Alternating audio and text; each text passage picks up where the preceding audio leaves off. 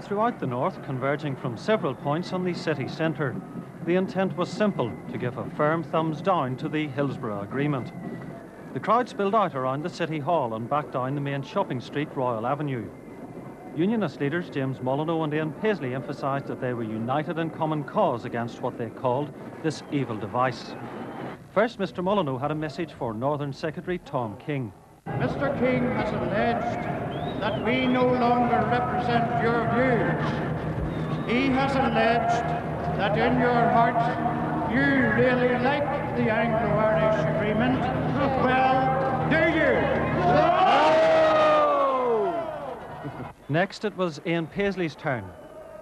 I want to ask a question today, and the question is simple. Where do the terrorists operate from? From the Irish Republic. That's where they come from.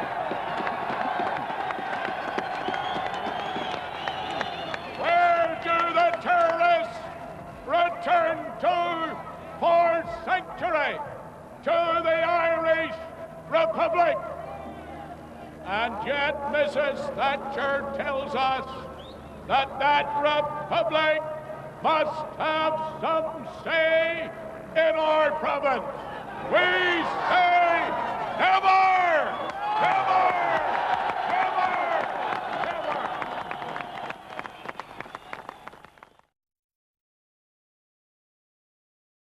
Stormont went on throughout the night. The security forces moved into the Stormont estate in large numbers, the police sealing it off, while soldiers placed new barbed wire fencing around Stormont Castle, where the first Anglo-Irish conference was to take place. While there was no sign of any protest inside Stormont at this stage, one lone protester was already in position at Maryfield in Hollywood, where it's believed the joint North-South Secretariat is based. Back at Stormont, civil servants arriving for work were surprised to find such a heavy police presence.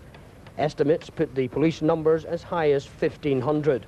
Throughout the morning, their security operation continued, waiting the arrival of the Republic's Foreign Affairs Minister, Peter Barry. He reached Northern Ireland around 9 o'clock this morning by helicopter, and after a brief visit to Maryfield, where it's understood he picked up a number of civil servants from the Republic, he continued on to Stormont. And there, waiting to greet him, was the Northern Ireland Secretary, Tom King. Mr King moved forward to meet Mr Barry and his party, and the group chatted briefly on the castle lawn before moving inside to get the conference underway.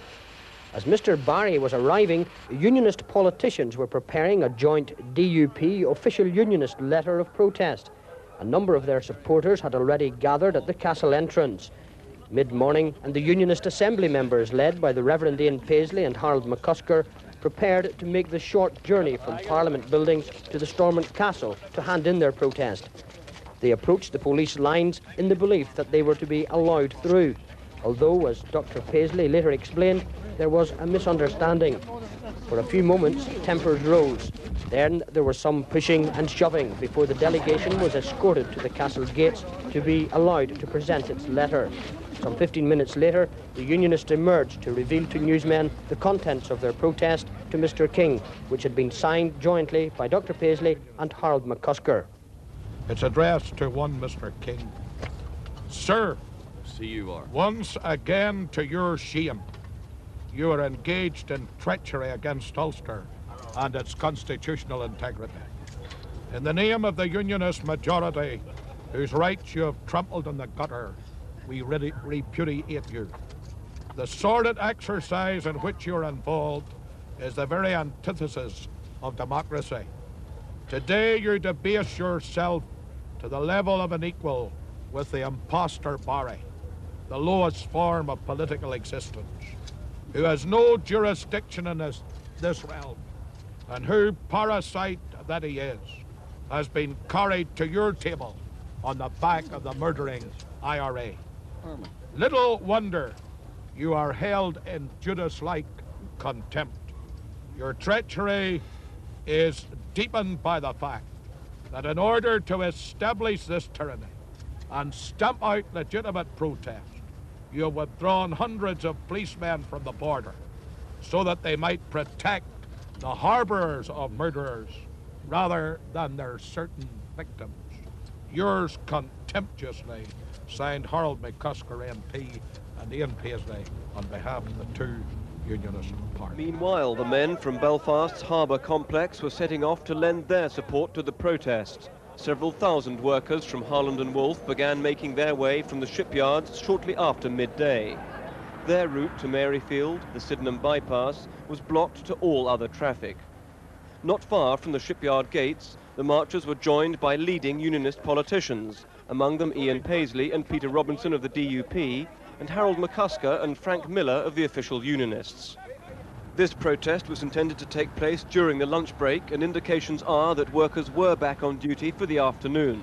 A spokesman for Harland and Wolff said any disruption to work today had been minimal, while a spokesman for Short said they were still assessing the situation.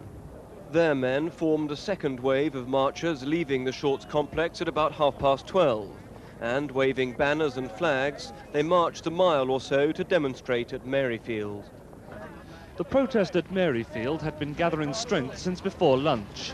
A banner that had been stretched across the entrance was taken out to help block the main Belfast to Bangor dual carriageway. The police had contingency plans to divert traffic, but several cars were forced to turn back, although no attempt was made by the authorities to clear the road. The politicians were relying on the workers from Harland and Wolff to swell the protest, and there were cheers as the men appeared in their thousands. At their head, Ian Paisley, Harold McCusker and other members of the Assembly. Then, with DUP Assemblyman Ivan Foster in front, one group marched on the main gates.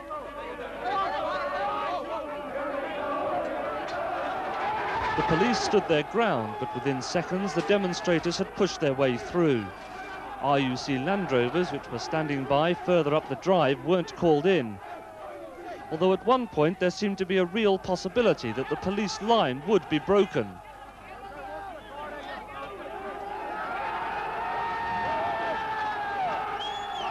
One of the gates was pulled off its hinges. Placards, stones and other missiles were thrown from behind.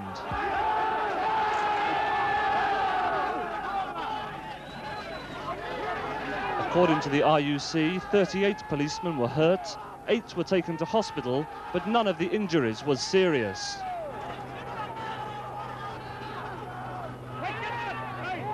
Dr. Paisley watched from the road and then began to lead most of the marchers back towards the shipyard. Dr. Paisley, was that the kind of dignified protest that you said that you were going to hold today? We had a dignified protest, and Lance, we don't want any ignorant remarks for you. You weren't up at the gate. You didn't see the protest. You didn't see what... Well, you make your own... I wasn't at the gate.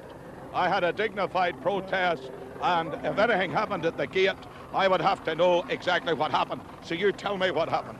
I saw the gates torn down, I saw policemen being hit, I saw missiles being thrown at police officers. Is that the kind of thing you would support? And you didn't see an assemblyman getting his head cracked. Did you see that? A police officer throwing a baton and cracking his head, did you? Why did you not see that? Why did you not see another worker who was standing peacefully at the protest got his skull cracked as well? I have nothing further to say to you if that's the biased questions you want to ask.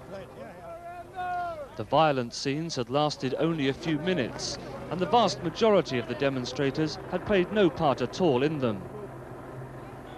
Police in riot gear eventually regained control of the gate, but several demonstrators accused the RUC of using excess force. At least one man was treated in hospital for cuts to the head, but others made their way to Stormont to continue their protest. The Unionist demonstration moved to Stormont during the afternoon, many of the protesters marching from Maryfield to the gates of Stormont Castle. But there'd been no let-up in security. 1,500 policemen guarded the building, and the RUC became the target of the crowd.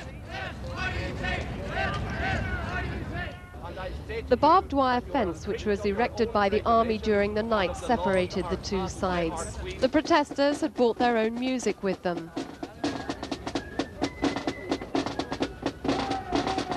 This time, though, the demonstration was noisy, but there were only minor scuffles. A number of assemblymen joined the crowd of some 300 people, but it was clear they were not going to be allowed to see any of the ministers involved in the talks. The Unionists took their message high into the sky above the conference centre where the two sides were meeting. On the ground, they unfurled banners so their message of protest could be seen by the delegation from the Republic as it travelled to and from Stormont by helicopter. It is a day where we have mixed emotions. We have the great sense of sadness that the government of the United Kingdom should sully government offices with the presence, largely at the behest and because of the strength of the IRA, of Peter Barry, who has now overtly taken up his joint rulership of Northern Ireland. But I think that the abiding impression that most of us will have of this day has been the marvellous response of the people in Northern Ireland to our call to show in the most tangible way possible, by them taking time off from their own lunch breaks, to show their determination and resolve that no matter how the British government may manipulate events in this province, that they intend and will continue to say no to this agreement. You can't govern a democracy from behind barbed wires, being ferried in and out in helicopters, and by using stormtroopers to hold your position.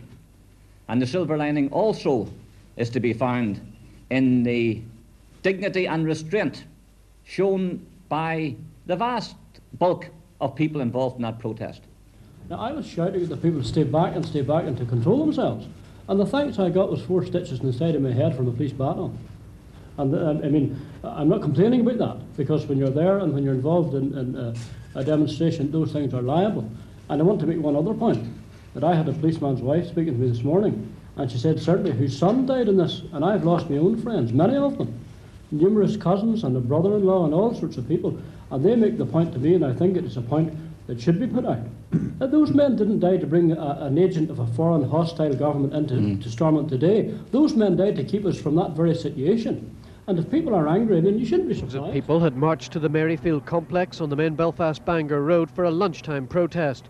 Workers from Harland and Wolff and the Shorts aircraft factory helped to swell the numbers, but there were also staff from other factories in other parts of Belfast.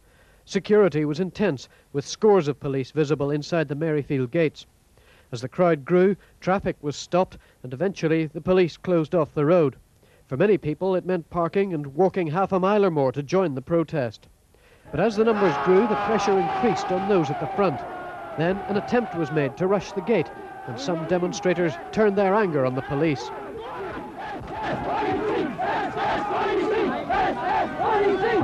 Scuffling broke out, and missiles, including some of the demonstrators' helmets, were thrown at the police lines.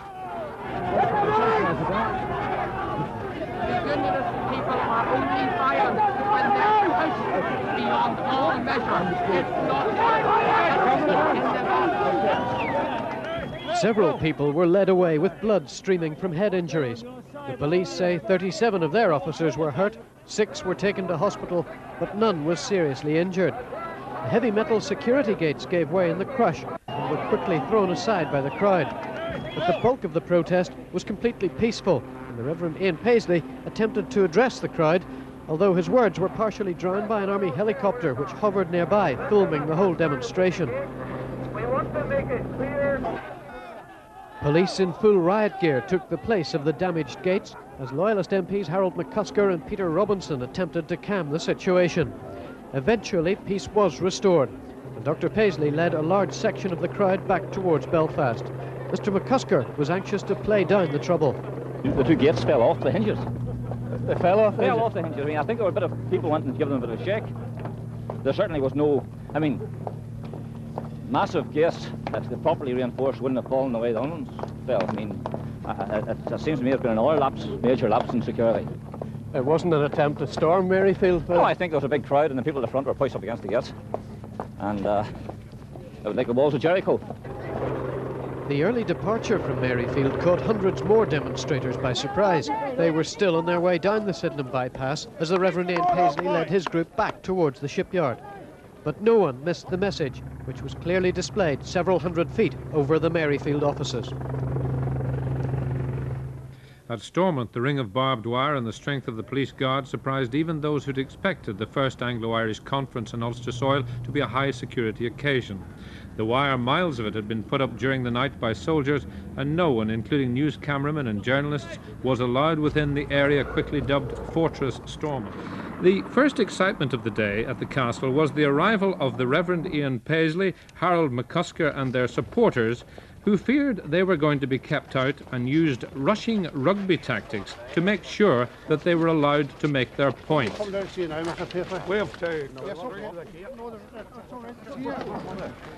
They were eventually allowed in to hand a letter for Tom King to a civil servant at the castle, and the terms of it were read out by the Reverend Ian. I'd like to say that nothing can speak more eloquently than the barbed wire around Stormont Castle.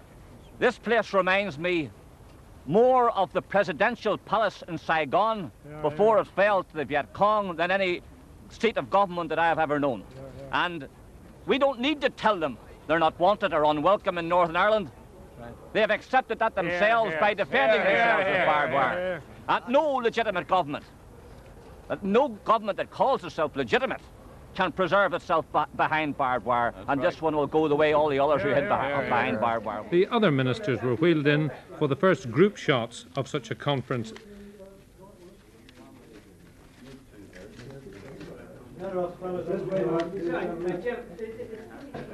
And while the ministers were posing, the police were facing a small hostile crowd of loyalists outside who taunted the officers with accusations that they were aiding a Republican takeover.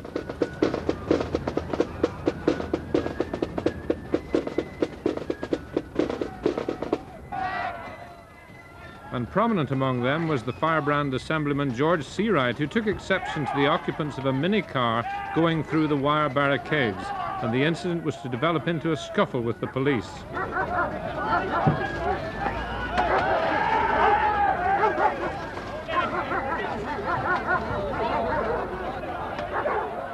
And while loyalists waved their flags and fists in defiance on the ground, a private pilot circled the Stormont's estate for over an hour, trying to catch Mr. Barry's eye. A massive security operation was mounted throughout Belfast as the protest march moved through the city centre. Their target, 5 days after leaving Londonderry, a mass rally at Maryfield, the centre responsible for administering the Anglo-Irish agreement. An extra 1,000 policemen were drafted in to guard the area. New gates, called with barbed wire, had been erected. Police in riot gear formed a second line of defence. The rally outside the gate started off peaceably enough with speeches from unionist leaders, including James Molyneux. But the small elements from the crowd did move towards the gates, and the trouble started. The gates didn't prove strong enough to hold them back. After only half an hour, they came down, and the confrontation between a small section of the protesters and the police started. Bricks and stones were showered on them. A determined attempt to stop them was made by unionist leaders on the platform, but their efforts proved fruitless. Demonstrators then turned on 2 police cars, burning them outside. The march began on New Year's Eve in Londonderry. It had been peaceful, and it remained so as the marchers set off on the final leg this morning. Even as they skirted round Catholic areas, there were no incidents. In many ways, the march rekindled memories of the late 60s, when it was Catholic civil rights marchers that were making the news. Today's loyalist marchers even adopted what's better known as the civil rights anthem.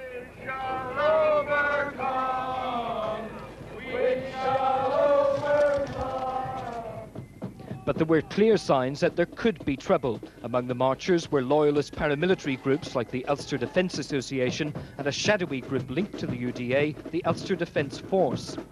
At the marchers' destination, police waited with riot shields inside the grounds of the future home of the Anglo-Irish Secretariat. The entrance gates have been strengthened since loyalists last tore them down. Several thousand people had gathered for the rally at the end of the march to hear speaker after speaker denounce the Anglo-Irish agreement. But even as one speaker praised the police, a small section of the crowd began stoning them, ignoring appeals from stewards to stop. And then the strengthened gates gave way. Many violent efforts were made to stop TV crews taking pictures. The police made several charges to push the crowd back, but the stoning continued. The police say at least 20 officers were injured, one with a suspected broken leg.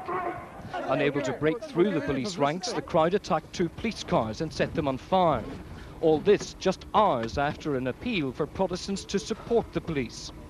Speaking at the funeral of one of the 2 policemen murdered by the IRA on New Year's Day, the Reverend Hamilton Skillen, president of the Methodist Church, said it was time Protestant churches took strong action against their members who attacked the police.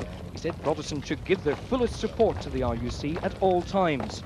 Constable Michael Williams, who was 24, had served with the RUC Reserve. He'd been married for just less than 1 year. The march that was to end in the worst crowd violence since the Anglo-Irish Agreement was signed resumed in Glengormley at 9:30. 4 bands joined them. 2 were led by the banners of the UDA, and for the first time another representing the shadowy paramilitary group, the Ulster Defence Force. The march organisers said as long as the event was peaceful, any loyalist was free to join. They chose the same civil rights song sung by nationalists on their march to Londonderry 17 years ago. There was a strong police presence at Bournemore, a nationalist estate on the Shore Road, but there were no incidents. At Belfast city centre, the march picked up more support, but not on the scale of the major Anglo-Irish protest there. Before the marchers reached Merryfield, a small crowd had already gathered outside the gates. After the last protest there, which ended in clashes with the police, security had been considerably tightened. Barbed wire topped gates and the perimeter fence.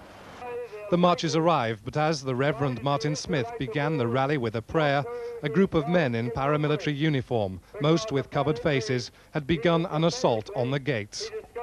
At one stage, as many as 200 demonstrators were stoning and rushing the gates and the police behind them. One of the march organisers appealed for calm.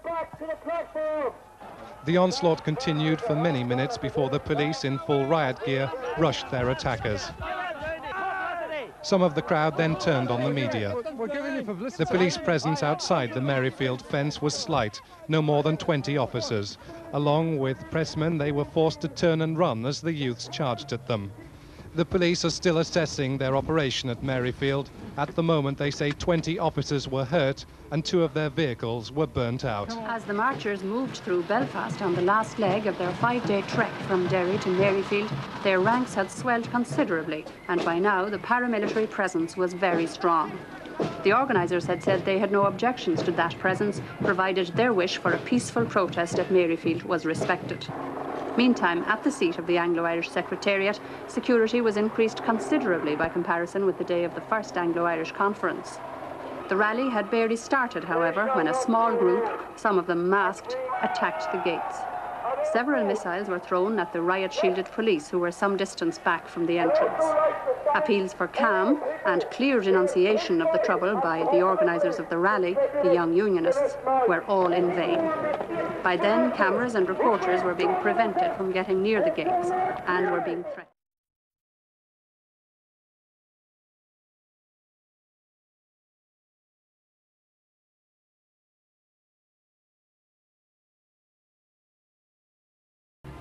By the time the Irish National Foresters were marching on Lurgan town centre this morning from one end, a small group of National Front supporters had already marched from the other end, starting at the mainly Protestant Mornview housing estate to make their protest at the Foresters' St Patrick's Day parade. On reaching the town centre, the National Front, along with Assemblyman George Seawright, stopped short of the police lines set up to keep both sections apart. Some of the loyalists wore masks as they stood some yards away from the police. With the centre of the town sealed off at both ends, there was a little tension in the air. But at noon, as the Foresters' parade approached on its way to St Peter's Church, there was a warm welcome for the 1,000 or so marchers from all over Ireland who were taking part. This was the Foresters' 3rd All-Ireland Convention. One of their organisers said he couldn't understand why there was a counter-demonstration. The parade, he said, was to honour St Patrick. It was not political. Some unionists like Ken McGuinness endorsed that view, but it wasn't accepted by the National Front supporters who stood some distance away at the opposite end of the town. As the Foresters' parade disappeared from view, the National Front protesters moved to another location, only to find once again that the police were barring their way. They were slowly moved back towards the town centre, and eventually Mr Seawright led them away from the police lines back to Mornview Community Centre. Only last week in his annual report, the Chief Constable, Sir John Herman, said it was the RUC's policy to recognise the rights of both communities to demonstrate peacefully and within the law. Today in Lurgan, the police can feel satisfied that their measures to honour this principle were a success.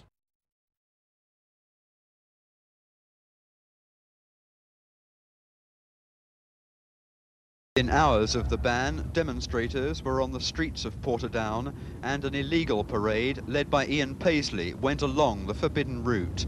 It went through 2 Catholic housing estates. In the clashes that followed, bottles and stones were thrown and cars burnt out. The Apprentice Boys, whose organisation includes some of the province's fiercest Protestant loyalists, were determined to march in Portadown.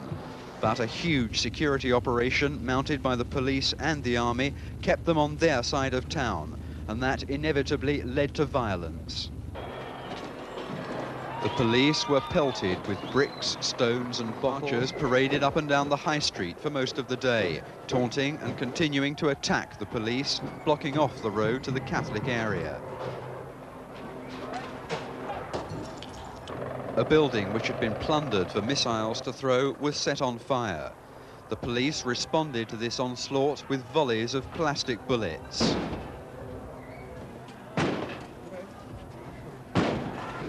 In Belfast too, loyalist wrath was taken out on the police. Serious though today's disorder was, the police will surely judge that it was preferable to the armed paramilitary violence they believed would have happened if the full-scale march in Portadown hadn't been stopped. Extra police and British soldiers had been drafted into Portadown to seal off the town, but local loyalists and others who had made their way into the centre, including several bands, attempted to hold a parade in defiance of the ban imposed last night by the British Secretary of State, Mr. King. They found their route blocked by 2 separate lines of police at the end of Bridge Street and on the main bridge across the River Bann. Several missiles were thrown at the RUC, including bricks, bottles and pieces of wood. The police drew their batons and fired several plastic bullets to disperse the crowd, first pushing them away from the bridge and then along Bridge Street back towards the town centre. On both occasions, British soldiers in riot gear followed behind the police in the town centre this afternoon at Edward Street and Woodhouse Street, where several plastic bullets were again fired by police. Earlier, a group of about 100 apprentice boys, accompanied by a band from Carrickfergus, who had taken part in a rally in Belfast this morning, were stopped by the RUC at the edge of Portadown. They staged a brief protest on the roadway and marched up to a line of police Land Rovers. Afterwards, several of them made their own way into the town to join up with other groups of loyalist demonstrators. The RUC also came under criticism from nationalists about the way they handled last night's illegal parade by several thousand loyalists along the originally planned route. This took in 3 estates in the Garvahi Road area, where some houses had their windows smashed. Portadown, the barricades were solid. The police determined to stamp their authority on the day. Some marchers did try to get through to the town centre, but the confrontation here was more of a ritual than a serious attempt. In the town itself, the Catholic estates were even more heavily guarded, with soldiers in support. The marchers from Portadown itself, of course, were already in the town, but the police sealed off the side streets and allowed them only to march endlessly up and down the main street. The police, as it turned out, were well within stone's throw, and during a long afternoon they came under a hail of stones and bricks.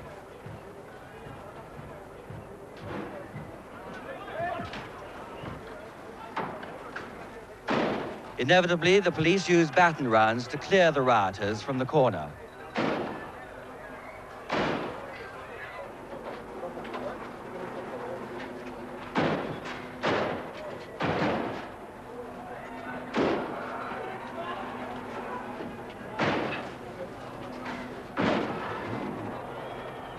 The police blocks at the other end of the town centre were also being heavily stoned. There were casualties, 13 policemen seriously injured and taken to hospital. Some injured policemen were jeered by the crowd. There were 36 civilian casualties. 3 are in hospital, 1 seriously ill, 2 undergoing surgery. It's believed they were hit by baton rounds.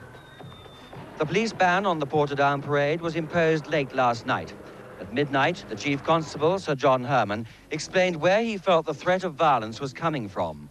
One would loosely describe them as loyalists, subversives and paramilitaries. I would not want to go into any greater detail. Their intentions are to cause riot and disturbance, to attack the security forces, and using very, very high level of violence in terms of attacking the security forces and having recourse to firearms if that opportunity presents itself to them. At 4:30 this morning, after an illegal parade had been hastily organised, Ian Paisley explained the reason for that. I will walk, and I will defy any government ban on refusing me the right to walk in a Protestant town. There were, of course, other apprentice boy parades going on today, and those who would have gone to Portadown were asked to attend those. And that appears to be what most of the apprentice boys did do. Desmond Hamill, ITN, Northern Ireland. Police disagreed when they banned the parade late on Sunday. Several thousand loyalists marched at midnight. The route denied them in daylight. The result was criticism of the police from both sides, from loyalists who said they were hostile and from nationalists who said they were weak. Well, I'm very annoyed that this march was allowed to go through Portadown after it had been banned. I'm even more annoyed to see the amount of debris and destruction which took place, and to see the way in which the law, which was enunciated in relation to the ban, had been flouted so easily. Everyone knew that there was going to be an attempt to march through here, and yet it doesn't seem as if the RUC were either able to or prepared to cope with it. Back in Belfast, the apprentice boys were angry and confused. In their hearts, they wanted to be in Portadown, but most clubs chose to observe the ban and travel to a parade near Belfast instead. We don't want to really get himself involved with the security forces. But if it comes to the thing, then it may end up on the day. And are you absolutely certain that you will want to march the traditional routes that you've marched for decades, hundreds of years? Oh, yes. Our fathers and our forefathers were there, and in no way can we let them down. We must do it. In Portadown, despite the massive police and army presence sealing off the town, local loyalists and the few outsiders who did get through vented their anger against a police ban they believe was inspired by the Dublin government.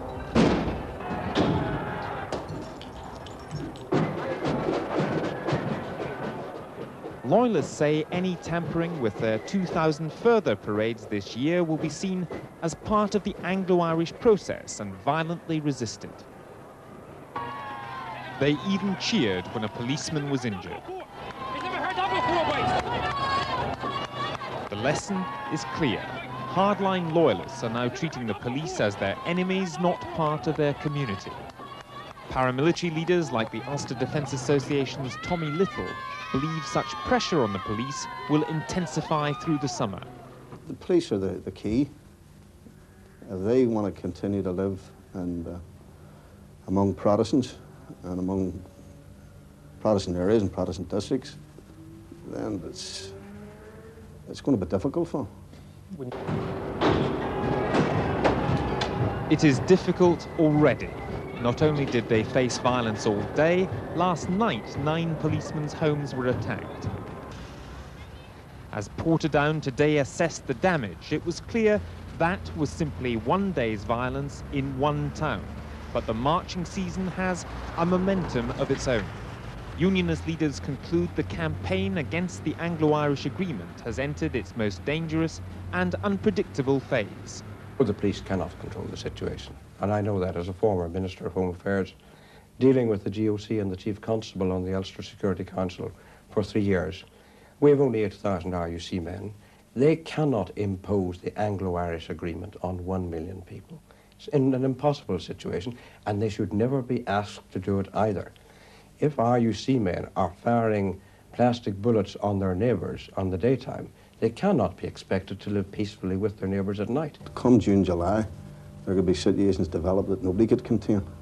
Even the paramilitary leadership themselves? I could see a situation developing where the paramilitaries would have serious trouble containing it. Containing their own followers? Yeah. Today, Loyalists and the police were back on Northern Ireland's streets again, this time for uncontroversial parades which passed off peacefully.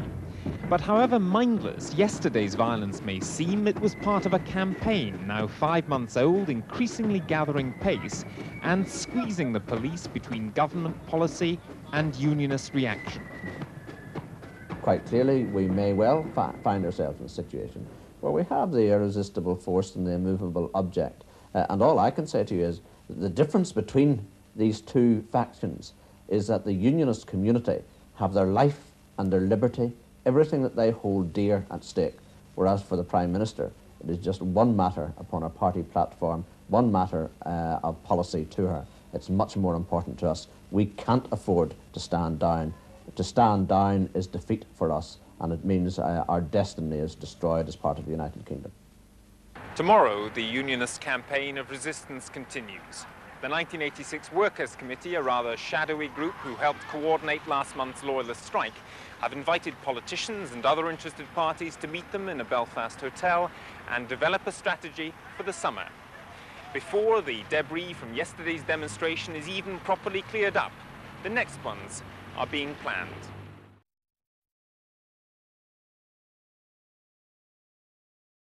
I do really think it's right, like, because they have a job to do, and they're also Protestants in RUC uniforms, and they opened up on Protestants, so I think Protestants should retaliate back in the RUC. This is Mr. Keane's fault, and John Herman. I put the blame on them, nobody else.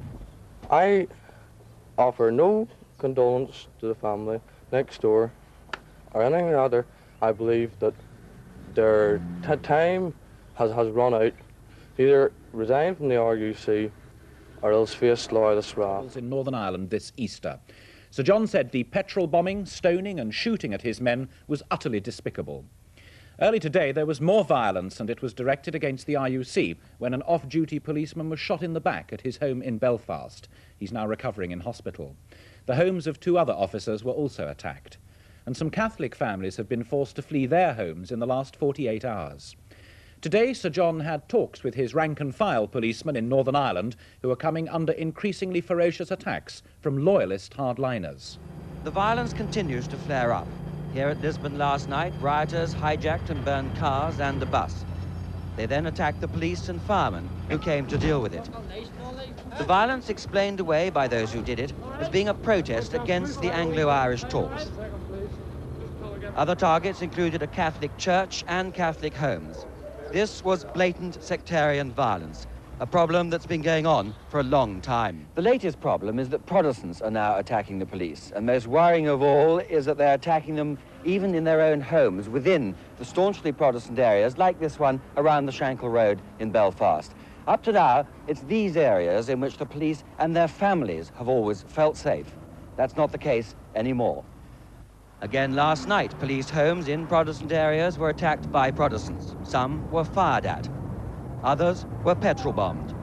The growing antagonism of some Protestants towards the police came out very clearly in the remarks made by the next-door neighbour of one policeman who was attacked, and there was no sympathy here. Well, they have a job to do, and they're also Protestants in RUC uniforms, and they opened up on Protestants, so I think Protestants should retaliate back in the RUC. As the police struggle under this new threat, the Police Federation is having a second emergency meeting with the Chief Constable, Sir John Herman. It's understood they will be blunt on behalf of their members. The situation now seems to be that if Sir John and the Secretary of State cannot ensure the safety of police families, the police themselves will be taking time out to do the job. Desmond Hamill, ITN, Northern Ireland. The number of attacks on the homes of policemen in Northern Ireland in the last 2 days has fuelled fears for the safety of RUC men and their families living in strongly loyalist areas. Although some families have been moved out of their homes, others are left to bear the brunt of criticism from neighbours that they're responsible for upholding the Anglo-Irish agreement. But since that agreement was signed in November, RUC men have had to live with loyalties divided between their community and their duty as policemen. The men of the Royal Ulster Constabulary faced their first major hostile demonstration by loyalists less than a month after the signing of the Anglo-Irish agreement. At the gates of Maryfield, the home of the newly created Anglo-Irish Secretariat, 38 RUC men were injured in clashes with protesters who chanted SS-RUC. Inside the source of the Loyalist anger, Northern Ireland Secretary Tom King and Irish Foreign Minister Peter Barry at their first Anglo-Irish conference. But it was after the Loyalists' Ulster Says No referendum against the agreement in January that the protests changed direction. The Loyalists got the strong vote they wanted, but the government was determined to see it through, and shortly the RUC would be facing a new kind of protest. The Loyalist strong-arm men came out into the open. A one-day strike in March saw cars burnt as barricades. In Londonderry, the RUC had to intervene to stop Loyalist pickets attacking a coach taking Catholics to work. Later that night, the RUC came under fire from gunmen in East Belfast. The strike divided Loyalist leaders. The agreement on tactics between the official unionists led by James Molyneux and Ian Paisley's more militant Democratic unionists seemed to be threatened. Continually. They cannot expect to live with impunity in Protestant areas. And that's not a threat, that's a fact of life. And they ought to recognise that.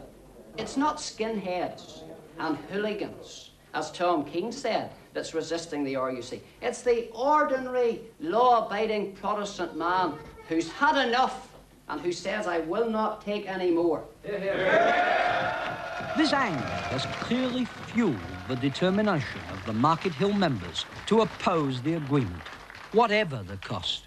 We've embarked tonight on a course of loyalist solidarity, and no amount of co-optation or no amount of using our own security forces against us, or no amount of American money, or British money, or European money will be able to buy us. Ulster's not for sale.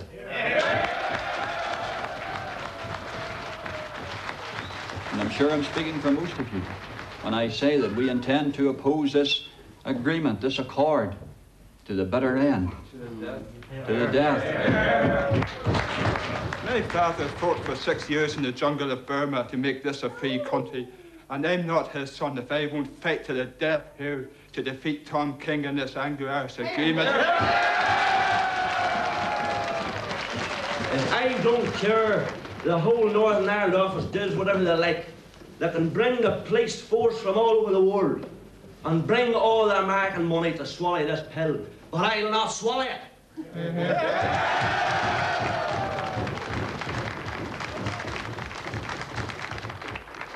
I certainly am prepared to give, if necessary, my life for the sake of Northern Ireland. And I can say I would speak for the majority of people in this hall tonight that they were prepared to take up guns if necessary.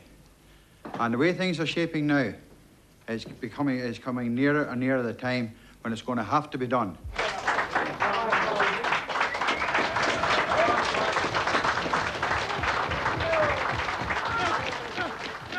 But it's not just rhetoric. Younger members of the Market Hill Club were last week starting to prepare for resistance. Drawn from the farms, factories and offices in the area, they were in training for the day when, as they see it, they might have to fight. Come on, first!